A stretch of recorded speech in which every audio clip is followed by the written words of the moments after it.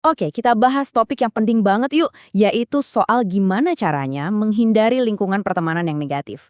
Karena jujur aja deh, salah pilih temen tuh bisa bener-bener bawa kita ke jalan yang salah. Pernah nggak sih kamu ngerasa bingung milih temen? Mikir-mikir siapa ya yang beneran baik buat kita? Siapa yang bakal bawa pengaruh positif?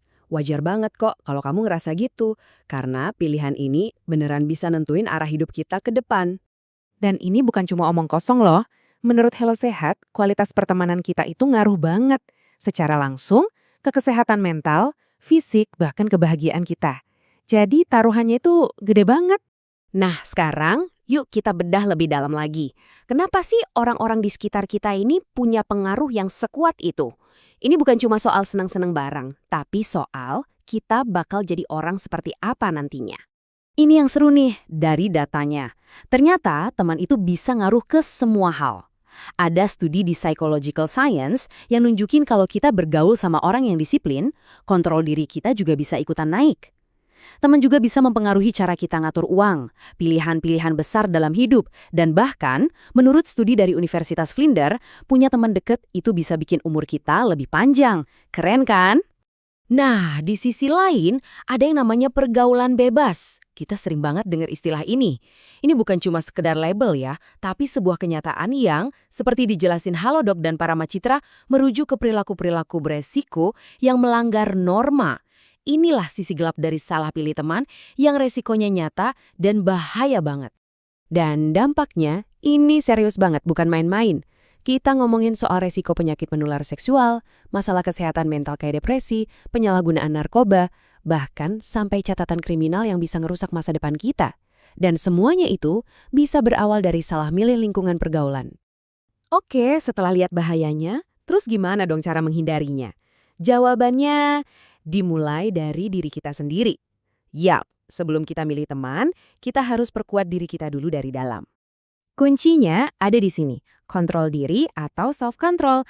Gampangnya, ini tuh kemampuan kita buat jadi kapten untuk diri sendiri, mengendalikan emosi, dorongan, dan ngambil keputusan yang sejalan sama nilai-nilai yang kita pegang. Bedanya tuh jauh banget. Anak-anak remaja yang kontrol dirinya tinggi cenderung lebih berprestasi dan kuat nolak godaan-godaan negatif.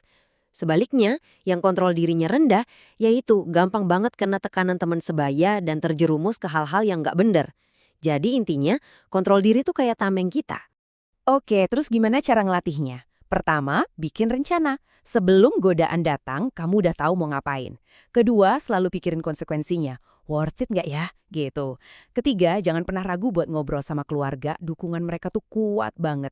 Dan yang terakhir, ini penting, kelilingi dirimu dengan teman-teman yang kontrol dirinya juga bagus. Karena mereka bakal nguatin kamu, bukan ngelemahin. Nah, kalau fondasi diri udah kuat, baru deh kita lihat keluar. Gimana caranya ngenalin dan ngejaga pertemanan yang sehat dan positif? Menurut Alo Dokter, ini nih beberapa green flags atau tanda-tanda positifnya. Teman sejati itu dia yang ikut senang, benar-benar tulus pas kamu sukses, bukan malah iri. Kamu juga ngerasa nyaman jadi diri sendiri, nggak perlu pura-pura. Dan yang penting, dia ngehargain perbedaan kalian dan nggak maksa kamu buat jadi orang lain. Itulah pertemanan yang membangun. Dan kutipan ini, wah, bener-bener nusuk banget ya dan menggambarkan betapa dalamnya pengaruh seorang teman. Ini ngingetin kita kalau teman itu bukan cuma ngaruhin kebiasaan, tapi bisa sampai ke keyakinan dan jalan hidup kita. Jadi milih teman itu harus super hati-hati. Sekarang kita masuk ke bagian yang mungkin paling susah buat banyak orang. Bilang enggak. Ini adalah skill yang wajib banget kita punya kalau mau menjaga lingkaran pertemanan kita tetap sehat. Ingat ya, pesannya simpel tapi kuat banget.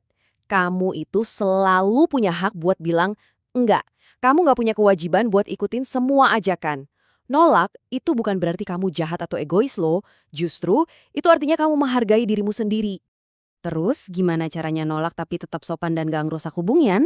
Gampang, ikutin 4 langkah ini.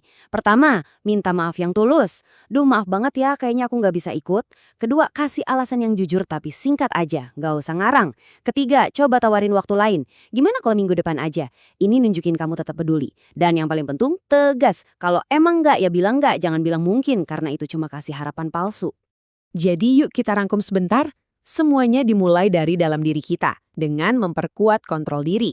Terus, pilih teman yang bisa bikin kita jadi lebih baik. Jangan takut buat bikin batasan. Dan yang terakhir, kuasai seni bilang enggak dengan sopan. 4 hal ini adalah pilar buat kehidupan sosial yang sehat. Pada akhirnya, pertanyaannya balik lagi ke kita masing-masing kan. Lingkaran pertemanan seperti apa yang mau kamu bangun buat masa depanmu? Keputusan ada di tanganmu. Teman yang kamu pilih hari ini ikut membentuk siapa kamu besok. Jadi pilihlah dengan bijak.